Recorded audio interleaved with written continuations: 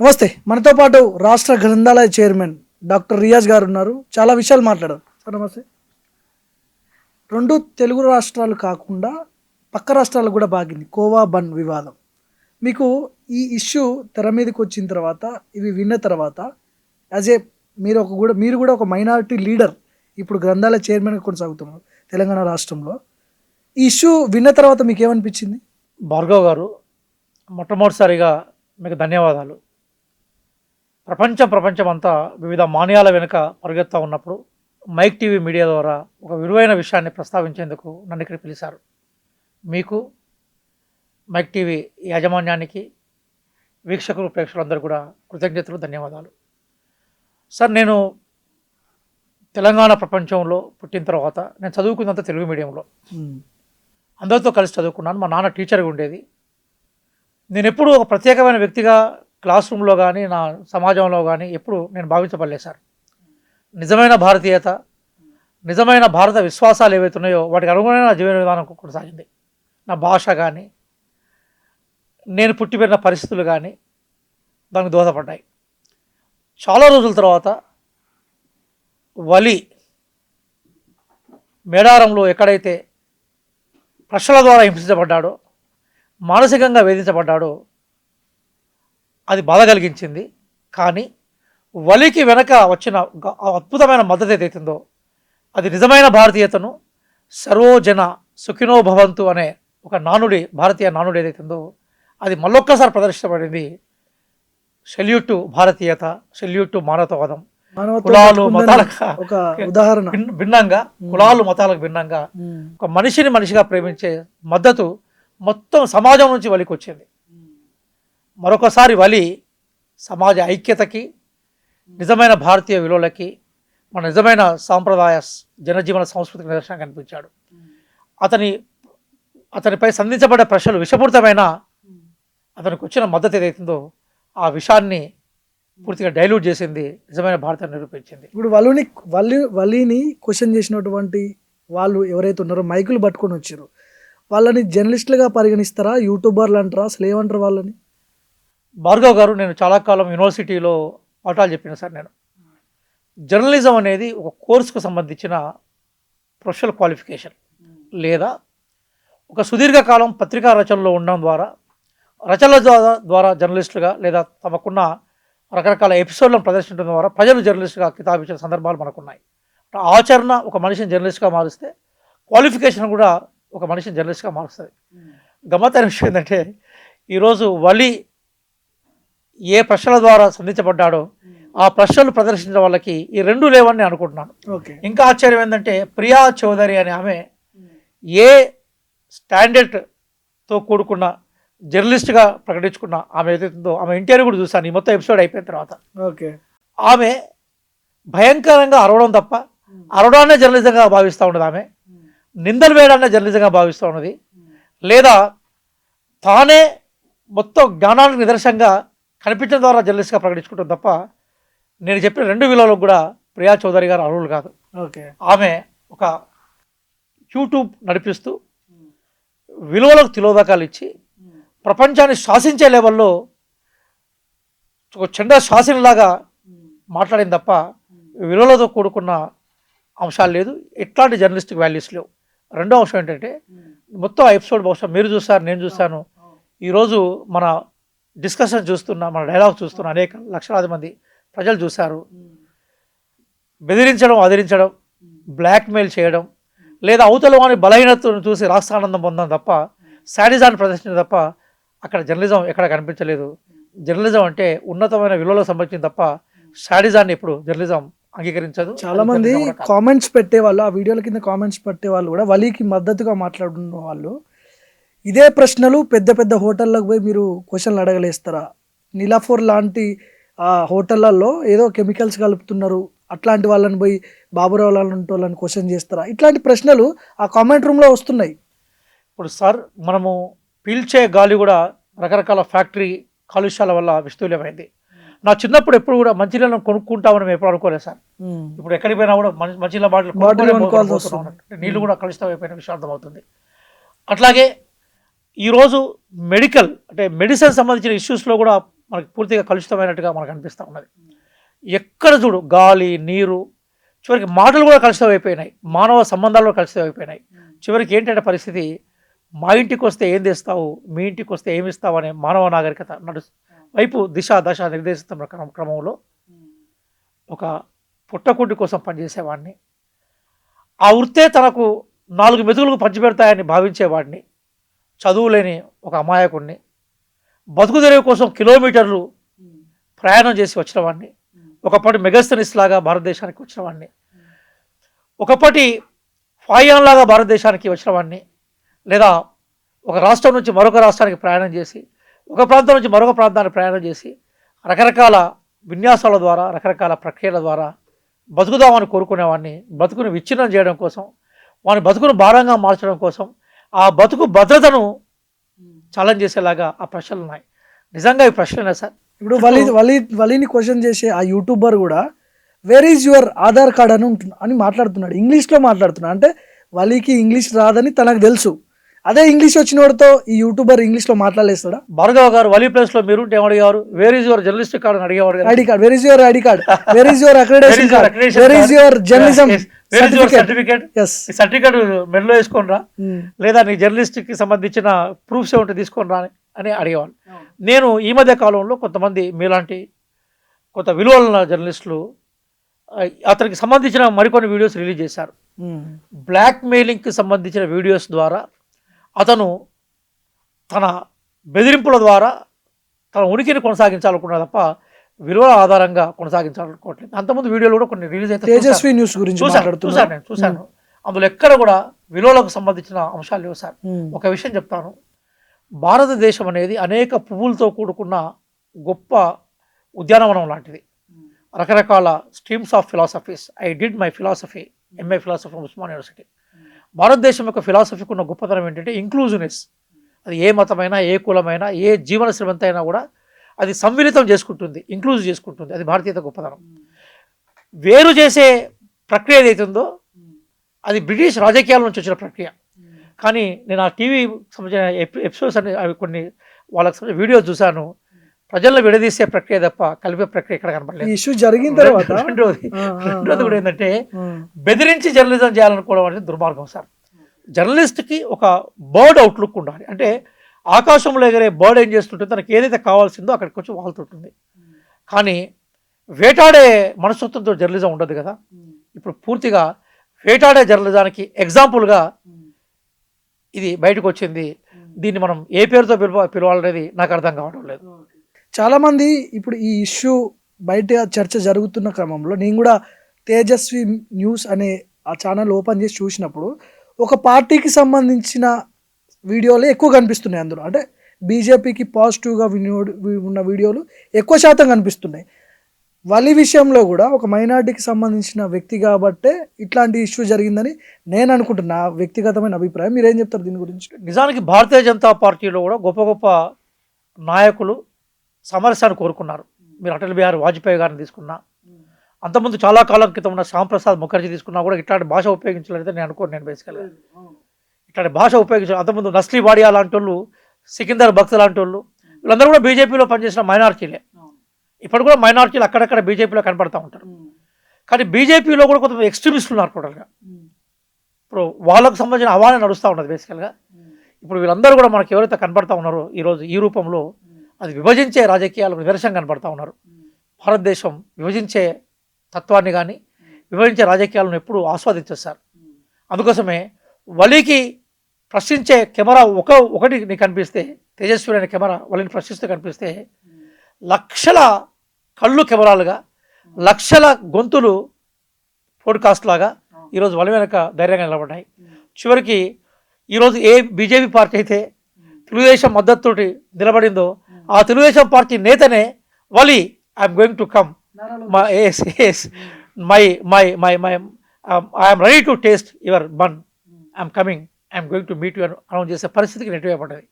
కాబట్టి ఒరిజినల్గా భారతదేశంలో రాజకీయ పార్టీలు రాజకీయ లక్ష్యాల కోసం ఎవరు ఏ రూపంలో పనిచేసినా కూడా భారతీయులను విడదీసే ప్రయత్నం ఏ రూపంలో చేసినా, అది మనకు బీజేపీ రూపంలో చేసినా, ఎంఐఎం రూపంలో చేసినా, మళ్ళీ చెప్తున్నాను, అది బీజేపీ రూపంలో ప్రజలను విడదీసే ప్రయత్నం చేసినా, ఎంఐఎం రూపంలో ప్రజలను రూపం చేసినా ఒరిజినల్ భారతీయులు, ఒరిజినల్ భారతీయత దాన్ని యాక్సెప్ట్ చేయదు. అందుకోసమే లక్షలాది మంది ఈరోజు వలి వెనుక ఉంటే తేజస్విని వీడియోకు సంబంధించిన వాళ్ళ వెనుక ఫింగర్ ఆఫ్ టిప్స్ కూడా కనబడట్లేదు. కానీ ఇంకో కామెంట్స్ లో పాజిటివ్ కామెంట్స్ ఆశ్చర్యకరంగా ఉన్నాయి. ఇప్పుడు సహజంగా ఒక మనిషి ఏదైనా తప్పు చేస్తానో లేదా కొన్ని సందర్భాల్లో ఎక్స్ట్రీమ్గా బిహేవ్ చేస్తానో మనం దాన్ని వెనుక తీసుకుంటాం, మనమే రియలైజ్ అవుతాం, ఇంట్రాస్పెక్షన్ అంతా పరీక్షణ చేసుకుంటాం. కానీ ఆశ్చర్యం ఏంటంటే ఆ తేజస్విని వీడియోను ఆ ఛానల్ నడుపుతున్న ఆమె బయటకు వచ్చింది, ప్రియా చౌదరి అనే పేరుతోటి. బహుశా అట్లాంటి పేరు తెలంగాణ ఆరిజిన్స్కి అయితే ఎవరికి ఉండవు. మరి ఆమె సడన్గా బయటకు వచ్చింది. బయటకు వచ్చేసి భయంకరంగా మాట్లాడుతూ ఉన్నది. ఎంత భయంకరంగా మాట్లాడుతూ ఉందంటే అన్ని అబద్ధాలే. ఆ బన్ను తిన్నోళ్ళు కడుపులో దాన్ని పంచుతారు. ఇప్పుడు రెండు కాన్సెప్ట్స్ ఉంటాయి సార్, అందరూ కూడా తెలియాలి. ఒకటి ఏంటంటే హలాల్, హరాం అనే రెండు కాన్సెప్ట్స్ ఉంటాయి. హలాల్ అనేదాన్ని ఇస్లాం మతపరంగా అంగీకరిస్తుంది. అంటే హలాల్ అంటే ఏంటంటే ఒక జంతువును తింటున్నప్పుడు బ్రతికున్న జంతువును మామూలుగా దాని కంఠం వరకు దాన్ని తెంపిన తర్వాత అది చనిపోయిన తర్వాత దాన్ని మాంసంగా మారుస్తూ ఉంటారు. అది హలాల్ కిందకు వస్తుంది. చనిపోయిన జంతువులను బేసికల్గా తినడాన్ని ఇస్లాం మతం నిషేధిస్తుంది. అట్లాగే తాగడాన్ని కూడా హరాం అంటారు. వడ్డీ వ్యాపారం చేయడం కూడా హరాం. నిషేధించబడ్డవి, నిషేధించబడనివి. హలాల్ అంటే సింపుల్గా నిషేధనకు గురి కానివి, హరాం అంటే నిషేధించబడ్డాయి. ఈ రెండు గుర్తుపెట్టుకోవాలి. అయితే ఈ హలాల్ అనేది ఏంటంటే కేవలము వాళ్ళు గొర్రె మాంసం తింటున్నప్పుడు లేదా ఇంకేదన్నా మనకి మేక మాంసం తింటున్నప్పుడు, కోడి మాంసం తింటున్నప్పుడు ఉంటుంది. చేపలకు ఉండదు. చేపలు బేసికల్గా హలాల్ ఆల్రెడీ అయిన ప్రకృతి సంపదగా ముస్లింలు భావిస్తూ ఉంటారు. అది జస్ట్ మాంసానికి సంబంధించిన వినియోగం చేసే క్రమంలో ఉపయోగించే ప్రక్రియ. ఒక చిన్న దువా లాంటి ఒక చిన్న ముస్లింలకు సంబంధించిన ఒక చిన్న ఆయత్ లాంటిది ఒకటి పట్టిస్తారు. దాని తర్వాత దాంట్లోకి వెళ్తారు, దాన్ని చేస్తారు. దానికి దీనికి సంబంధం లేదు. ఇది పూర్తిగా శాకాహారంతో కూడుకున్న ఆహారం. ముస్లింస్ ఏం భావిస్తారంటే ప్రకృతిలో ఏది ఉన్నా కూడా అది భగవంతుడు మాకు ఇచ్చిన ఆహారంగానే భావిస్తూ ఉంటారు. ఏదైనా తింటూ ఉంటారు. ఇప్పుడు నేను చెప్పిన ఈ ప్రక్రియ సంబంధించినవి తప్ప. హరాం అంటే కొన్ని జంతువులను తినకూడదు, అట్లాగే కొన్ని వృత్తులను చేయొద్దు అని చెప్పేది. అంటే జనరల్గా ముస్లింల భావన ఏంటంటే హలాల్ ద్వారా వచ్చేటి అన్నీ మంచికి సంబంధించినవి, హరాం నిషేధించబడ్డది అనుకుంటారు. అంటే వడ్డీ వ్యాపారం కానీ లిక్కర్ తాగడం కానీ హరాం కింద తీస్తూ ఉంటారు. అది కేవలము మాంసాన్ని సెలెక్ట్ చేసుకునే క్రమంలో ఉపయోగించే పదము, ఉపయోగించే ప్రక్రియ అంతే. బన్నుకును హలాల్కు సంబంధం ఉంటుందా సార్? బన్ అనేది ఏంటిది? బన్ అనేది ఏంటి సార్? శాకాహారం కదా. అట్లాగే బన్ అనేది మామూలుగా వెజిటేబుల్స్ తోటి కానీ మిగతా బ్రెడ్ తోటి మిగతా పిండితో తయారు చేసేది కదా. అట్లాగే ఈరోజు మనకు కనిపించే ఆహారంలో కూరగాయలు అనుకునేది హలాల్ అనే దానికి కూరగాయలకు సంబంధం ఉండదు. కూరగాయలు ప్రకృతి పరంగా వచ్చినవి. ఇక్కడ కూరగాయలకు సంబంధించిన కానీ ఆకుకూరలు కానీ ఈ బన్ లాంటి బేకరీ వస్తువులు కానీ దానికి హలాల్కి ఏమీ సంబంధం ఉండదు. అది ప్రకృతి పరంగా ఎవరు వచ్చినా తింటూ ఉంటారు. ఇక్కడ ఆశ్చర్యకరమైన విషయం ఏంటంటే ఎవరైతే ఈ చౌదరి ఉంది కదా, ప్రియా చౌదరి, ఆమెకు హలాల్ అనే దాని మీద అసలు అవగాహన లేదు. ఆమె తెలియదు, బిల్కుల్ తెలియదు. ఇప్పుడు మిమ్మల్ని ఇదే నిజంగా ఎవరైతే సపోర్టర్స్ దీన్ని మాట్లాడుతుండ్రో ఒక విషయాన్ని వాళ్ళకి ఛాలెంజ్ చేస్తున్నది ఏంటంటే మొత్తం ప్రపంచంలో బీఫ్ ఎక్కువగా ఎగుమతి చేసే దేశం భారతదేశమే. భారతదేశంలో బీఫ్ ఎక్కువగా ఎగుమతి చేసే రాష్ట్రం ఏదైతే ఉత్తరప్రదేశ్. ఉత్తరప్రదేశ్ని పరిపాలిస్తున్న ప్రభుత్వం ఎవరిది? మరి దాన్ని కంప్లీట్గా దాన్ని బ్యాన్ చేసి చేయొచ్చు కదా. బేసికల్గా దేశాన్ని మనం పరిపాలిస్తూ ఉన్నప్పుడు దేశానికి సంబంధించిన అంశాల మీద చెక్స్ అండ్ బ్యాలెన్స్ ఉంటుంది, ఫ్లెక్సిబిలిటీ ఉంటుంది, సందర్భం సమయాలు ఉంటాయి. దాని ప్రకారం వ్యవహరిస్తుంటుంది. ఎవరికి సంబంధించిన ఆహారాన్ని తినడం అనేది వాళ్ళకి స్వేచ్ఛ ఉంటుంది. ఇప్పుడు నేను చిన్నప్పటి నుంచి గ్రామీణ ప్రాంతాల్లో పుట్టినవాడిని. నేను ఎక్కువగా శాకాహారానికి కానీ కోడి మాంసానికి కానీ చేపలకు కానీ లేదా మేక మాంసానికి బాగా ఇష్టపడుతూ ఉంటాను. మాలాంటి వాళ్ళందరం కూడా బీఫ్ను పెద్దగా మేము ఇష్టపడే సందర్భాలు ఉండే, తినే సందర్భాలు కూడా మా గ్రామీణ ప్రాంతాల్లో అసలు ఉండవు. చాలామంది బేసికల్గా దాంతో లింక్ అయిన వాళ్ళు ఉండరు, లింక్ అయిన వాళ్ళు ఉంటారు. సరే, ఆహారం విషయానికి వచ్చినప్పుడు బేసికల్గా తినేవాళ్ళు తింటారు, తినని వాళ్ళు తినరు. కానీ నీకు తెలియని విషయాల మీద బన్ను బ్రెడ్ని కూడా హలాల్ అనే కాన్సెప్ట్ మీద వాడడం అంటే నీకున్న భావదారిద్ర్యాన్ని, నీకున్న అజ్ఞానాన్ని, నీకున్న ఆవేశాన్ని ఒట్టిగా నేను ఈ ఛానల్ని పాపులర్ చేసుకున్న విధానం ద్వారా ప్రజల బలహీనతల్ని లేదా ఆల్రెడీ ఏ విషయాల మీద అయితే మాట్లాడుతూ ఉంటారో ఆ విషయాలను టార్గెట్గా చేసి నువ్వు రెచ్చగొట్టే విధానం తీసుకోవడం అనేది కనబడతా ఉంది. ఆ ఛానల్లో స్క్రోల్ చేస్తే మనము ఏ వీడియో కూడా పెద్దగా వ్యూస్ లేవు. యాక్చువల్గా ఇట్లాంటి మత విద్వేషాలు రెచ్చగొట్టేటటువంటి వీడియోలకే ఎక్కువ వ్యూస్ వచ్చినాయి. అందుకనే వాళ్ళు ఏమైనా దాన్ని ప్రోత్సహిస్తున్నారు అనేది అర్థం కావట్లేదు మరి నాకు. ఒక్క విషయం సార్, బతకడం కోసమో పాపులర్ కావడం కోసమో లేదా వ్యూస్ కోసమో దుర్మార్గానికి పాల్పడడం అనేది సరైనది కాదు కదా సార్. ఇప్పుడు మన దగ్గర కత్తి ఉంటుంది సార్, కత్తితో చక్కగా కూరగాయలు కూడా కోసుకోవచ్చు, అట్లాగే మనం పళ్ళు కోసుకోవచ్చు, చక్కగా ఉపయోగించుకోవచ్చు. కత్తి నా చేతిలో ఉందని చెప్పేసి అవతల వాళ్ళ మెడ కోసం కొయ్యడం అనేది దుర్మార్గం కదా. నీ చేతుల్లో చాలు ఉంటే సమాజంలో మంచి విలువలను నేర్పడం అనేది నువ్వు చేయొచ్చు సమాజంలో.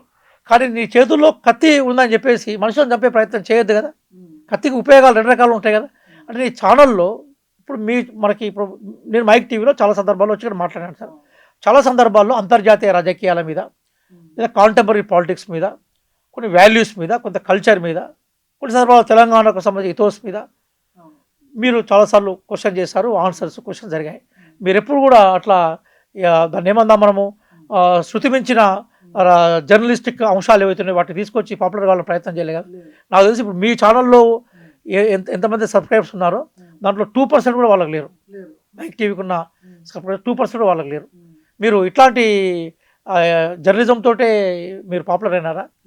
ప్రజలు ఆదరిస్తారు. ఇప్పుడు అదే అనుకుంటే ఈరోజు బన్నుకు అనుకూలంగా పెట్టిన వీడియో ఎవరైతే చేసి బన్ను ఇట్లా భయంకరంగా ఉన్నదని చెప్పిన వీడియో వాళ్ళు చేస్తే దాని వ్యూస్ కన్నా ప్రజలందరూ కలిసి ఉండాలి, పేదోని వేధిస్తారా? మీకు ధైర్యం ఉంటే పెట్రోల్ కల్తీని ఎందుకు ప్రశ్నించారు? సాధారణ ప్రజలకు మాట్లాడుతున్నారు కదా, ప్రజలు వాళ్ళకే ఎక్కువ. స్టార్ హోటల్కి ఎందుకు ప్రశ్నించట్లేదు? లేదా ఉత్తరప్రదేశ్కి వెళ్ళి బీఫ్ ఎగుమతుల మీద ఎందుకు ప్రశ్నించట్లేదు? బాబా రామ్దేవ్కి సంబంధించిన ఇష్యూస్ మీద ఎందుకు ప్రశ్నించట్లేదు అనే క్వశ్చన్స్ ద్వారా వచ్చిన వీడియో వ్యూస్ ఎక్కువ ఉన్నాయి కదా. కాబట్టి పాపులారిటీకి చీప్ టెక్నిక్స్ వద్దు, చీప్ పాపులారిటీ ఒక కాలం ఉండదు. ఇంకా ఎంత అహంభావంతో నీ సంగతి చూస్తూ ఉంటుందన్నట. ఎవరి సంగతి చూస్తాటమే అంటే భారతీయుల సంగతి చూస్తా. ఇప్పుడు ఇట్లాంటి విలువలు ఉన్న భారతీయులు 90% ఎబో ఉంటారు. అంటే ప్రియా చౌదరి గారు మీరు ఈ 90 మంది భారతీయులను ఏమైనా చేయబోతున్నారు? ఇప్పుడు ఈమె ఎంకరేజ్మెంట్ లేకుండానే వాళ్ళ ఛానల్లో పనిచేసేటువంటి ఆ యూట్యూబర్ ఇట్లాంటి ప్రయత్నాలు చేయరు కదా. వాళ్ళ ఆదేశాలు ఉంటాయి, ఇట్లా మన కంటెంట్ ఇది, మనం ఈ లైన్లోనే పోవాలనే ఆదేశాలు ఉంటేనే వాళ్ళు చేస్తుంటారు. ఒక విషయం చెప్తాను నేను భార్గవ్ గారు, అక్కడ మైక్ పట్టుకొని ప్రశ్నించిన జర్నలిస్ట్ కన్నా ఈమె డిఫెండ్ చేసుకోవడం ఇంకా భయంకరంగా ఉంది, ఇంకా దుర్మార్గంగా ఉంది, సమాజాన్ని వేయించే విధంగా ఉంది. అతను బాలాజీ గౌడ్ అనుకుంటాను, బాలాజీ గౌడ్. అతను ఏవైతే ఒకటి ప్రశ్నలు అడిగాడో అతను దానికన్నా ఈమె దాన్ని డిఫెండ్ చేసుకొని నేను ఛానల్ చేసిందే మంచిది, నేను అవసరమైతే ఎన్ఐఏకు కాంప్లైంట్ చేస్తాను లెవెల్లో పోయింది. అంటే ఎంత దుర్మార్గం అమ్మా. నిజంగా కింది వాళ్ళు ఎవరైనా తప్పులు చేస్తే, పొరపాటు చేస్తే పై వాళ్ళు సరి చేయాలి. కానీ పైన నాయకత్వం వహించేవాడే దుర్మార్గంగా ఉంటే కింది వాడికి ఎంత విచ్చలవిడిగా ప్రవర్తించాలి. ఇంకొక ఆమె కూడా అక్కడ మైక్ పట్టుకుని ఒక లేడీ యూట్యూబర్ వల్లిని క్వశ్చన్ చేస్తుంది, ఈ బన్ను తింటావా, మీ పిల్లలకు తినిపిస్తావా అంటే పాపం ఆయన ఆ బన్ను తినుకుంటా చెమటలు ఇట్లా కారిపోతాయి. ఒక 10 మంది రౌండ్ అప్ చేసి ఇబ్బంది పెడుతున్నప్పుడు ఖచ్చితంగా సాధారణంగా ఎవరికైనా చెమటలు పడుతుంటే టెన్షన్ అవుతుంటారు. ఎందుకు టెన్షన్ పడుతున్నావు బన్ను తినుకుంటా అని ఆ మాటలు మాట్లాడింది కదా. చాలా అవి ఎంత పెద్ద వాడికైనా కూడా మనసు చలించిపోతుంది ఆ సన్నివేశం చూస్తే.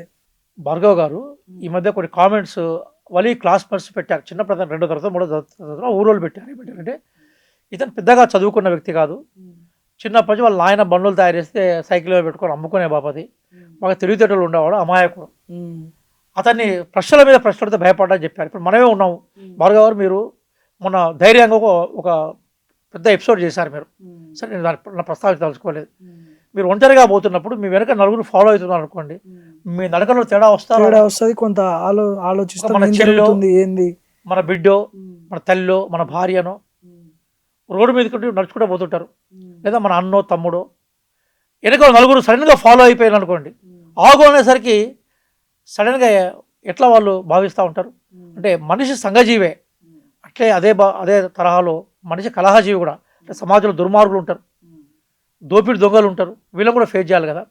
సడన్గా నలుగురిని చుట్టూ మూగినప్పుడు ఎందుకు మూగినారు, ఏం అడగబోతున్నారు అన్న విషయం వారికి అర్థం కానప్పుడు మనిషి భయపడతాడు, నిజాయితీ పడైనా భయపడతాడు కదా. అసలు ఆమె జర్నలిస్టో ఏమో నాకు తెలియదు. ఆమె ఇప్పుడు ఆ మైక్ గమ్మత, ఇప్పుడు మీరు ఎప్పుడైనా ఇంటర్వ్యూకి వస్తే ఏం చేస్తారు, మీరే మైక్ పట్టుకుంటారు, మాట్లాడతారు, మళ్ళీ మైక్ నుంచి మీరు బయటకు వస్తారు, లేదా మీకు కెమెరామెన్ ఉంటాడు సపరేట్గా.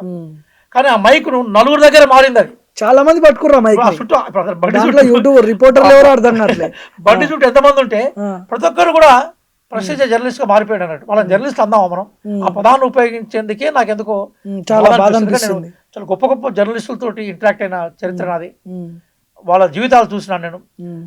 అనేక సందర్భాల్లో అనేక కుటుంబపరమైన ఇబ్బందులున్నా కూడా విలువలతో కూడుకున్న జర్నలిజం చేసే వాళ్ళు చూశాను నేను. ఏమీ ఆశించకుండా భయంకరమైన పరిస్థితుల్లోకి పోయి జర్నలిజం చేసి ఉన్నాను. అట్లాగే కొన్ని సందర్భాల్లో పోలీస్ కాల్పుల్లో మరణించే జర్నలిస్టులను చూశాను నేను. మత కలహాలను చిత్రీకరించే క్రమంలో మతోన్మాదానికి బలైపోయిన జర్నలిస్టులను చూసాం. అమెరికా లాంటి దేశాలు యుద్ధాలు చేస్తున్నప్పుడు కవరేజ్కి పోయిన చనిపోయి బాంబులు పడి చనిపోయిన జర్నలిస్టులను చూశాను నేను. వాళ్ళు జర్నలిస్టు సార్. ఇట్లా అవతలోని బలహీనతలను వారిని భయపెట్టించి బెదిరించి అదిరించి వారి ద్వారా తమ వ్యూస్ పెంచుకోవాలనుకోవడం అనేది ఇక జర్నలిజం అయితే ఇక మనం వేరే పదాలు మనకేమి దాదాపు ₹1,00,000 సంబంధించిన బండ్లు వాళ్ళు పారేయడం జరిగిందంట. అంటే వేస్ట్ చేసారు. ఈ సోషల్ మీడియాలో వైరల్ అయిన తర్వాత ఆ మేడారం జాతరకి తీసుకొచ్చినటువంటి ఆ బండ్లన్నీ తీసుకుపోయి ఇప్పుడు డస్ట్బిన్లో వేసేసారు. ₹1,00,000 నష్టం జరిగిందని చెప్పి చెప్తున్నాడు వలి. ఇప్పుడు ఈ నష్టాన్ని ఎవరు ఇది చేయాలి? ఇప్పుడు భార్గవ్ గారు ఒక బియ్యం గింజ పండడానికి ఎంత కష్టం ఉంటుందో మీకు తెలుసు. 1 కిలో బియ్యాన్ని ప్రొడ్యూస్ చేయడం కోసం, వడ్లను ప్రొడ్యూస్ చేయడం కోసం 5,000 లీటర్ల వాటర్ని వాడతాం మనం. నేను సోషల్ సైన్స్ చదివిన విద్యార్థి చెప్తున్నాను. 1 కిలో వరి ఉత్పత్తికి 5,000 లీటర్ల నీళ్ళు వాడతాం. అంటే ఒక గోధుమ రూపంలో మరే రూపంలో ఒక పంట పండిన తర్వాత దాని ద్వారానే కదా బళ్ళు ఇవి తయారు చేసేది. కోవాలో ఓపెన్ చెప్పాడు, బొంబాయి రవ్వ నేచురల్ ప్రొడక్టే కదా, చక్కెర నేచురల్ ప్రొడక్టే కదా, అట్లాగే పాలు నేచురల్ ప్రొడక్టే కదా, అవే ఉపయోగించాను కదా. ఎన్ని వందల లీటర్ల పాలని, ఎన్ని కిలోల చక్కెరని, అట్లాగే ఎన్ని కిలోల బొంబాయి రవ్వని వాడితే వాడు కోవా తయారు చేసుకునే పరిస్థితి ఉన్నాడు. అది చాలా గొప్ప క్వాలిటీతో కూడుకున్నది కాకపోవచ్చు, కానీ నీకు మినిమం నీకు ఆహారం విషయం కాదు కదా. వాడిని అభినందించాలి. వాడు కర్నూలు నుంచి ఇక్కడ దాకా ఎందుకు వచ్చాడని చెప్పాడు. ఇప్పుడు మీరు ఎప్పుడైనా ఈ వీళ్ళు ఏమంటారు జాతరలు అంటాం, మన తెలంగాణలో అంగాళ్ళు అంటాం మనం.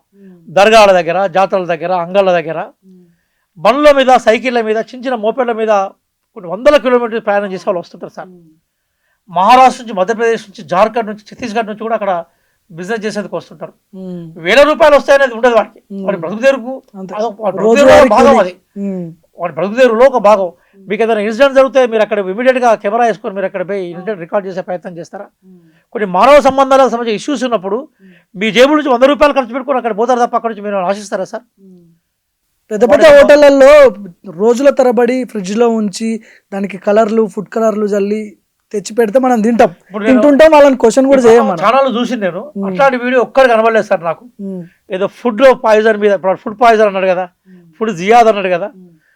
నిజంగా పెద్ద పెద్ద హోటళ్లను ప్రశ్నించడం కానీ, పెద్ద పెద్ద పారిశ్రామికవేత్తలను ప్రశ్నించడం కానీ, లేదా దేశాలను విస్తరించి పరిశ్రమలను ఎస్టాబ్లిష్ చేస్తున్న వాళ్ళని కానీ, మెడిసిన్స్లో కూడా పాయిజన్ ఎక్కించి ప్రజలను చంపుతున్న వాళ్ళని కానీ మీరు ప్రశ్నించిన దాఖలాలు కనీసం వాళ్ళ డోర్ల దగ్గర కూడా రానియరు. బౌన్సర్లు ఎత్తుకపోతే అంతరు. ఎగ్జాక్ట్లీ.